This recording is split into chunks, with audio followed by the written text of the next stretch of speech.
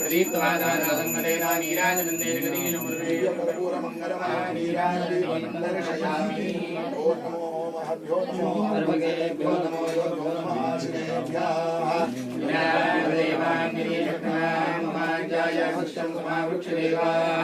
ॐ ममत्वो न परिमावसरः ममत्वो वादो अपां षण्वान శ్రీరవీంద్రాద్రవతారం.